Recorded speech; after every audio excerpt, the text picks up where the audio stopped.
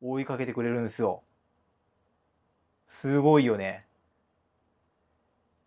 いや、これいい。待望のアップデートですよ。はい、どうも、村瀬です。今日はですね、こちらのカメラ、富士フイルム XS20 についてお話をしていきたいと思っております。というのもですね、この4月の末頃に新しいファームウェアのアップデートが入っておりまして、この XS20 にも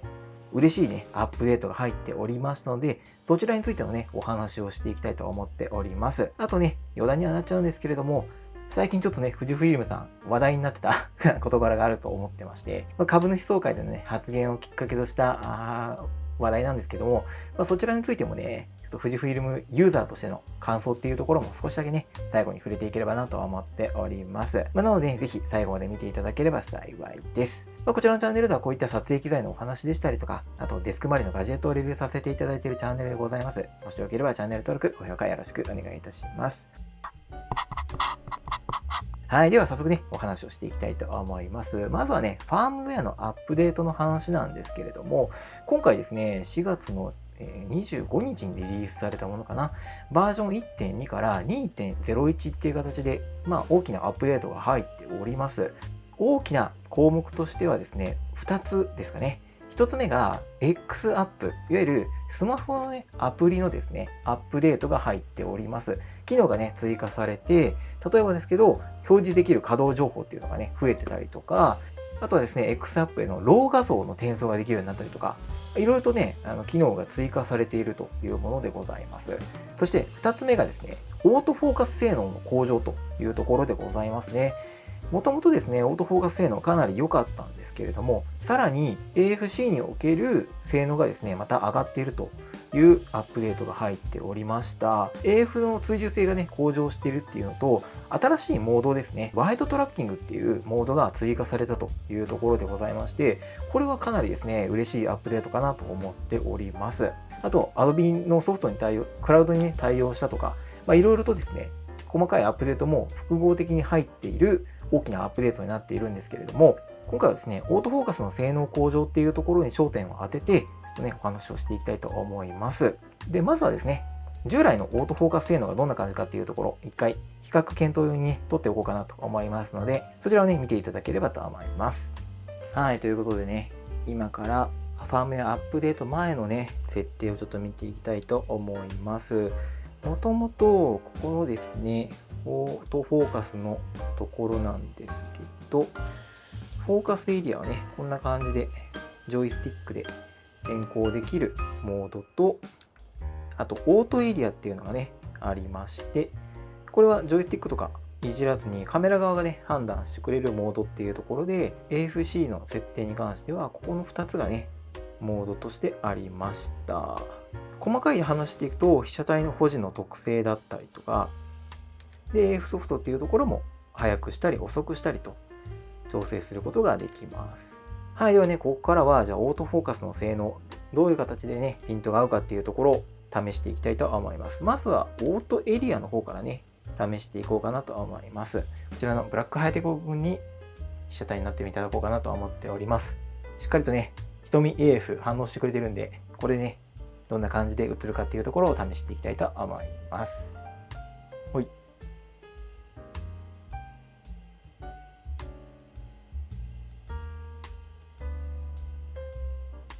かなり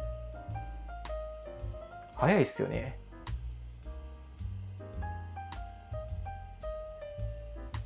この画面外から出てきた時の動きもしっかりと追ってくれてますね。はい。前後の動きはどうでしょうか。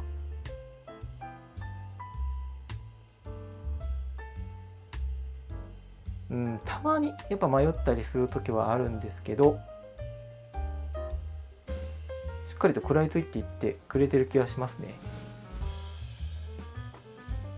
動いてる時はちょっとね、やっぱ迷っちゃいますね。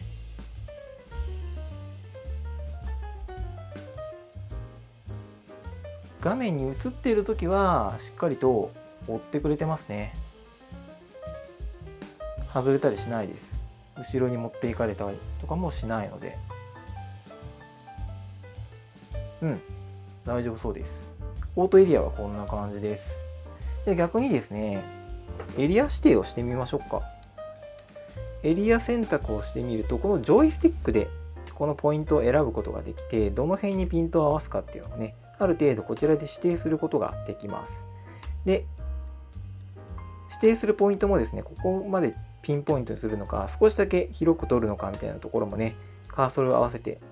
ダイヤルをいじれば変えてくれるので、これでちょっと一回やってみましょうか。はい。ではまずは上下の動き。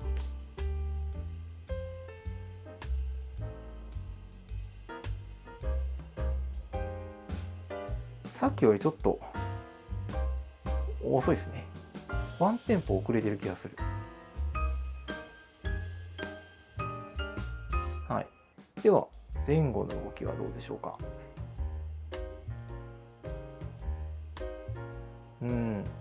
被写体認識、ちょっとしにくくなってきてるね。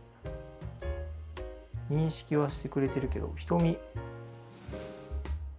にピントが来てない。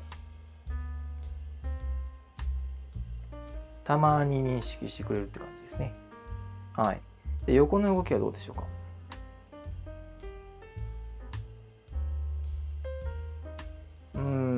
これはね、もうエリア選択してるんで、ここからね、外れると後ろにね、ピント持っていかれます。これはそういう設定なんで。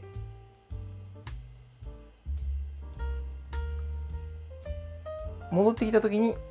しっかりと合いますね。はい、こんな感じの挙動になっております。なのでね、ここに関しては本当に、ちょっと従来のね、オートフォーカスだと、も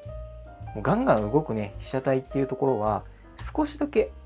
撮影が難しかったのかなという感じではありますね。はい、ということでね、ここからはファームウェアアップデートをかけていきたいと思います。この X アップをですね、起動していただいて、カメラがね、接続されますと、ここにですね、通知が来ますね。このカメラに新しいファームウェアがご利用可能ですという形で来てくれているので、これをですね、ファームウェアアップデートというのを押してください。で、ここからですね、1.2 から 2.01 への変更内容という形で、ファームウェアアップデートの内容がですね、確認することができますので、どんな内容が入るのかっていうところをぜひね、一読いただければと思います。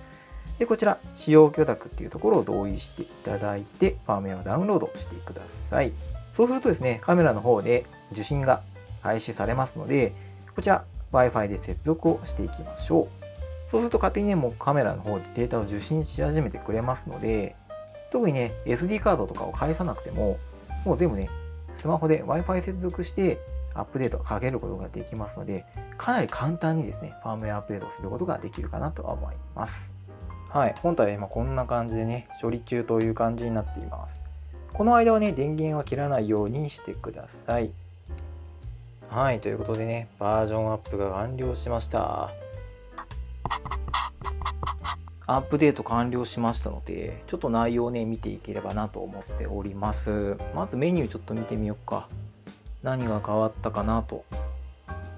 ここですね。これ、ワイドトラッキング。これが新しく追加されました。これをすることによって何ができるかというと、今ね、トラッキングの開始終了っていうのが出てきているかと思うんですけれども、例えば被写体をこんな感じでね、映してもらって、で、こいつをトラッキングしますと、ボタンを押すと、今ね、緑になったかと思います。これね、ちゃんと追いかけてくれるんですよ。すごいよね。いや、これいい。待望のアップデートですよ。ちょっとね、まだ前後の動きは一瞬迷う時あるんですけど、それでもゆっくりこうやっていけば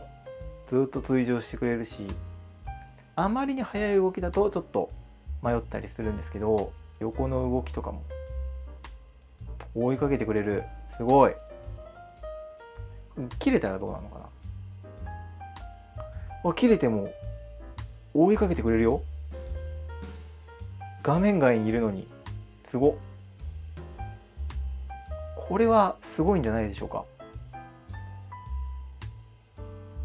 新しく追加されたトラッキングのオートフォーカスになりますね。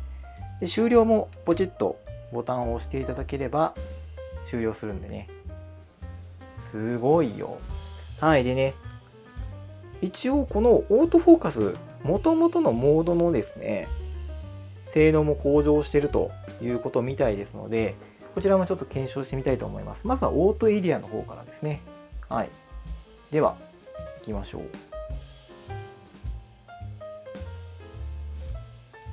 うん。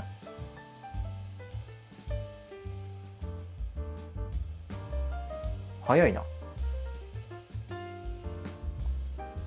前後はどうでしょう。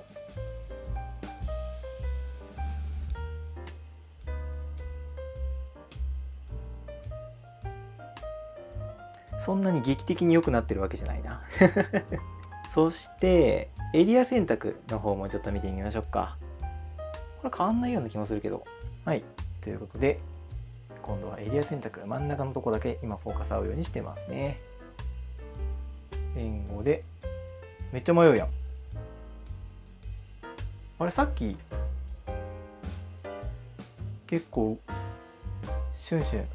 フォーカス合わせてくれてたけどな。光の問題か？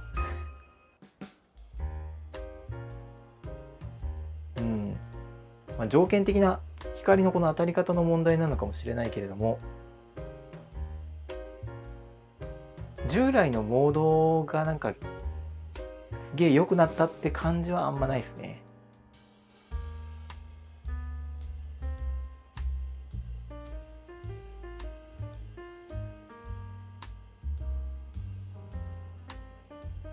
あれ？エリア選択なのにむしろ粘ってくれてるな。ちょっと挙動変わったあ、設定の問題かな。まあ、全くね、同条件でね、撮影はできないんで、まあ、厳密に言うとやっぱり光の当たり方とか、この動かし方がね、違うんで、全く同じ検証にはならないんですけど、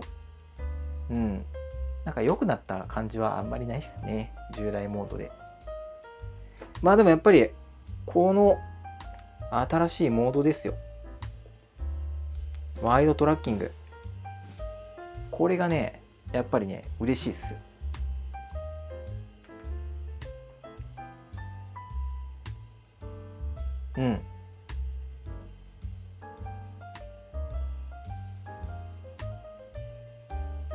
やっぱどうしてもね、撮影するにあたって、こういう動きのある動画を撮るときには、これやっぱ良さそうですね。別の被写体が来たらなんか持っていかれるとかないのかな？それ大丈夫かな？お、隠してるけど、ちゃんとまだ後ろに持っていってくれますね。あ、でも一回見失うとあれなんだよね。別の被写体に行っちゃうんだね。これがここで隠されたらどうだ？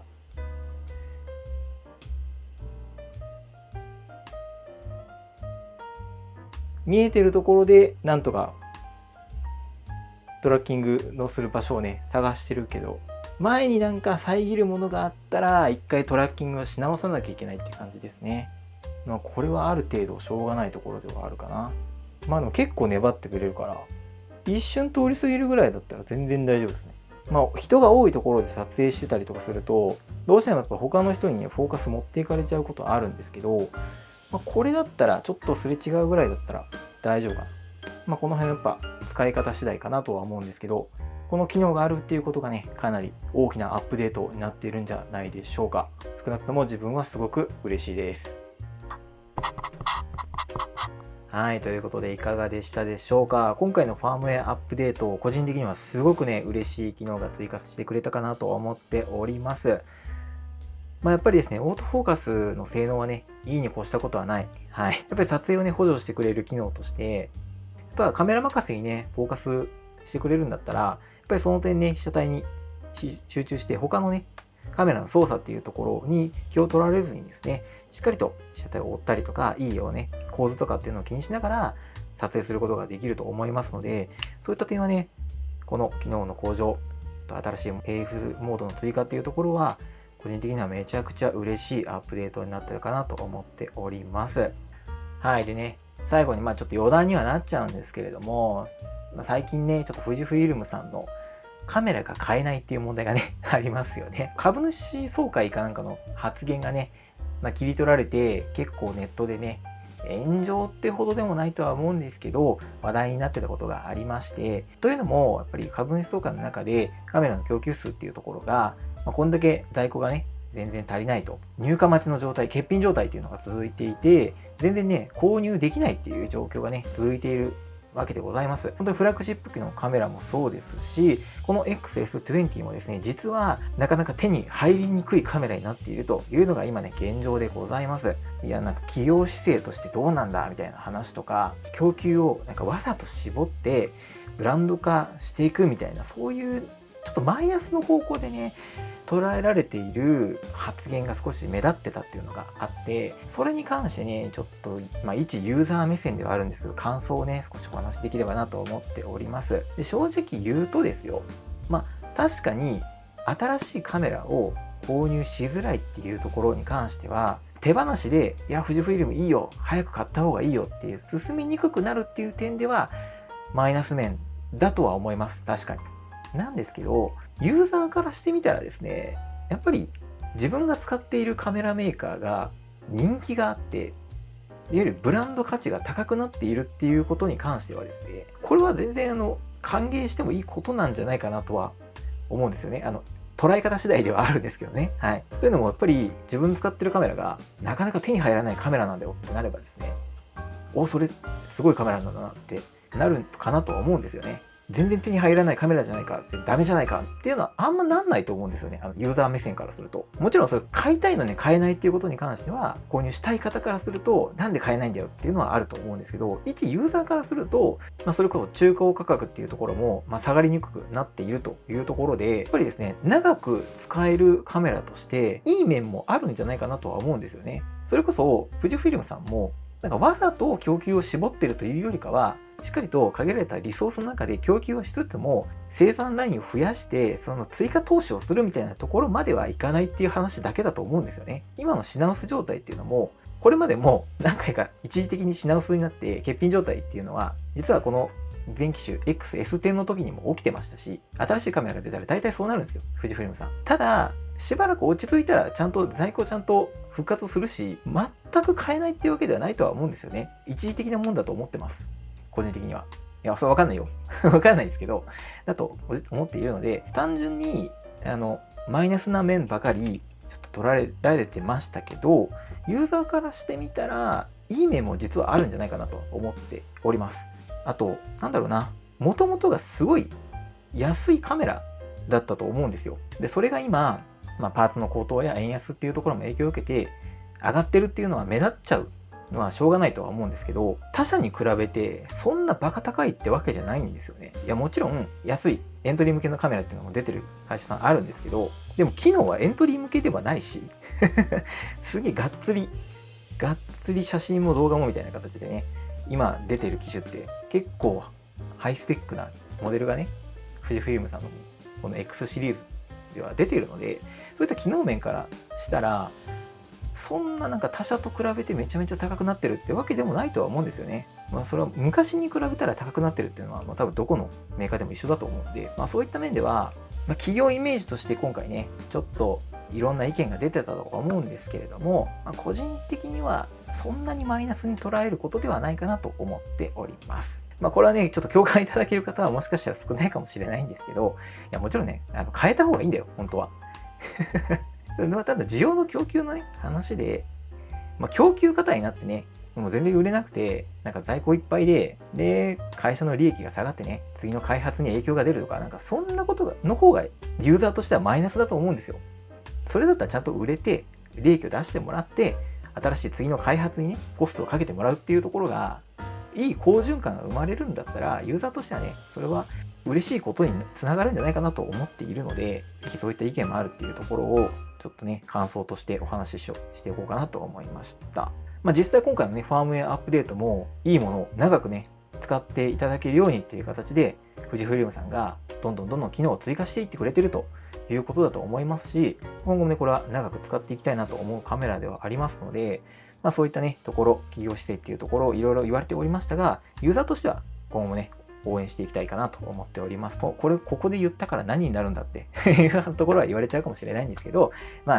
ちょっとユーザーとしての意見というところも少しね、お話ししてみました。はい、ということで今回の動画ね、いろいろとお話ししちゃったんですけれども、XS20 嬉しい進化をね、遂げてくれていたので、そちらのご紹介でございました。この動画ちょっとでもね、参考になっていれば、チャンネル登録、高評価、ぜひよろしくお願いいたします。またね、コメントなんかもいただけますとすごくモチベーションになりますので、ぜひね、今回のお話で富士フイルムに対してのなんか思いみたいなものがあったらね、ぜひ教えていただければ嬉しいなと思います。というところで、今日のところはこの辺で、また次回の動画でお会いいたしましょう。バイバイ。